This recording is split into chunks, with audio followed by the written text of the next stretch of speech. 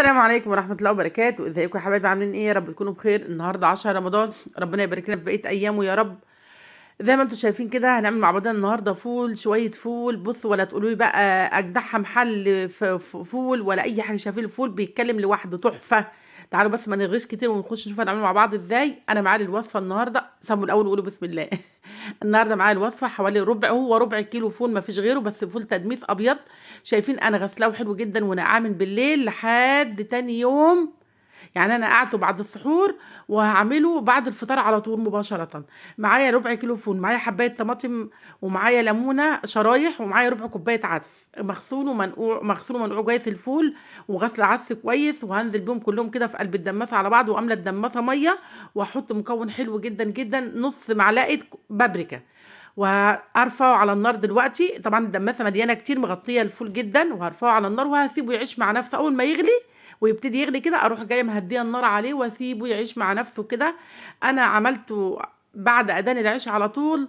احنا كلنا على السحور كان زي ما انتم شايفينه كده زبده. عايزه اقول لكم زبده زبده زي ما انتم شايفين، ما شاء الله، شايفين لونه عامل ازاي، تحفه جدا جدا.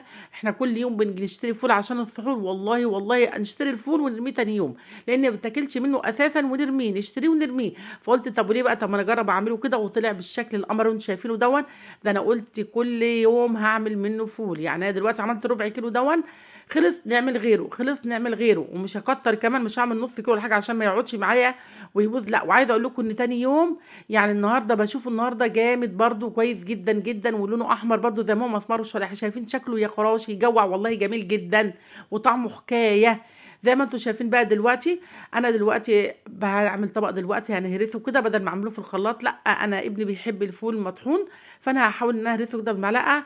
زي ما انتم شايفين اهو كده اتهرس بمعلقه، مفيش اي حاجه خالص، مع شويه ملح وحبه كمون وشويه شطه. ويا سلام بقى لو عندك طحينه، انا ما كانش عندي طحينه، هو من غير حاجه خالص طعمه فظيع صراحه ربنا يعني. بس وشويه زيت بقى على الوش كده، وهنعيش وكلنا اكل تمام. ايه رايكم فيه بقى؟ شكله تحفه، وعملنا جميل، وعملنا الاكل جنبه وسحرنا. عملنا جنب الاكل عملنا بيضتين كده مقليين، وزي شايفين شويه الزيت بيخلوه ايه، تحفه. جربوه بقى وقولوا رايكم فيه ايه. لو عجبتكم الوصفه بتاعتنا يا ريت ما تنسوناش في اللايك والشير وتفعيل الجرس عشان يوصلكم كل اشعاراتنا بكل فيديوهاتنا الجديده.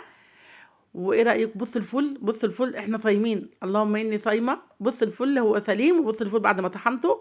وهنا عملنا اهو زي ما انتم شايفين طبق جبنه بقوطه، وطبق بيض كده، والف هنا. وكل سنه وانتم طيبين، ورمضان كريم علينا وعليكم يا جماعه، وبالف هنا يا رب. والسلام عليكم ورحمه الله وبركاته.